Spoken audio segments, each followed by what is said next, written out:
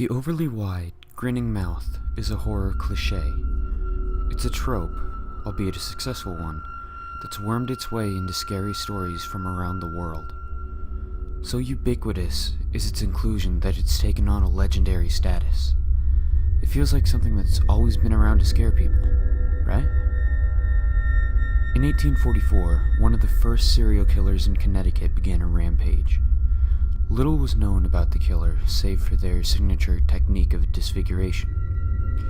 While the victims were alive, they amputated their cheeks.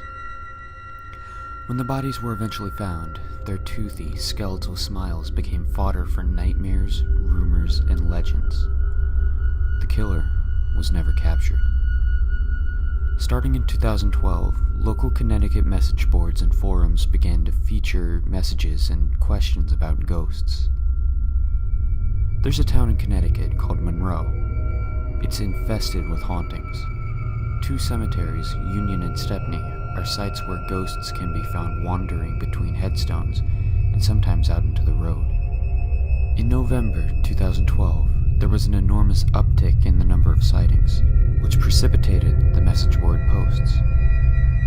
Those who saw the ghosts began having nightmares. Those who read about the ghosts began having nightmares. The nightmares themselves were unique, save for one shared feature. They ended with the dreamer thinking they woke up, then seeing a white, ghostly woman with devastating facial disfigurements crouching on their chests. She'll stare at them and trace her fingertips across their faces as she grins with her hideous, wide smile. It's not unusual for cultural events to shape the content of dreams. Following the release of the movie The Exorcist, it was widely reported that people were having dreams about demonic possession. The reports of this ghostly woman are likely tied to the prevalence of the scary stories I mentioned above, along with the sightings of so-called ghosts. I believed that for a little while. Then I started having the dreams. My wife and kids did too. Each night I'd watch, paralyzed, as the woman sat on my chest and touched my face. I'd wake from the nightmare, sweating and experiencing pain in my cheeks and chin.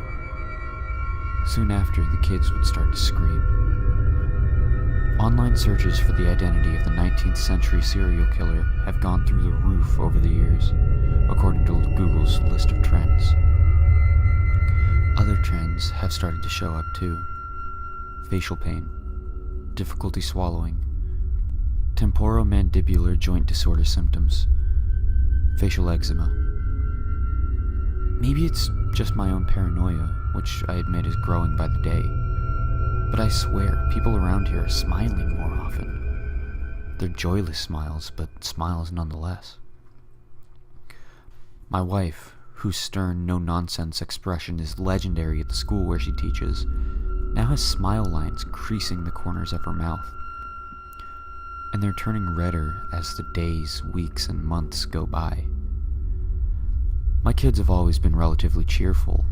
Even when they're bored or tired, you can still see a spark of positivity in their eyes. That spark is gone, but their smiles are wide as ever. Wider, maybe. The local Connecticut message boards are buzzing about a find someone made regarding the serial killer from 1844.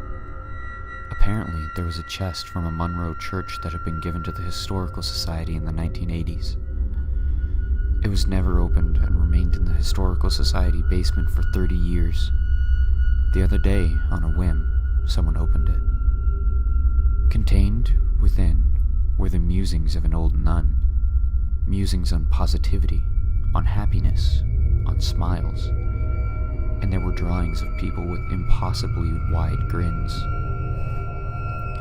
A knife was found, wrapped in cloth, tucked into the corner of the chest.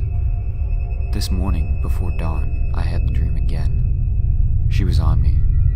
For the first time, I noticed the heavy cross around her neck. She caressed my face like she'd always done, but this time her fingernails began to scrape and scratch against my skin. It tickled, and then it hurt. It hurt bad. I tried to struggle, but I couldn't wake up. I couldn't get her off. The sound of a blood-curdling scream exploded through my dream, and I woke up. The woman disappeared. I looked at my wife in bed next to me. She was screaming as she slept. I watched as the corners of her mouth split, and with a sickening crunch, I saw her jaw dislocate.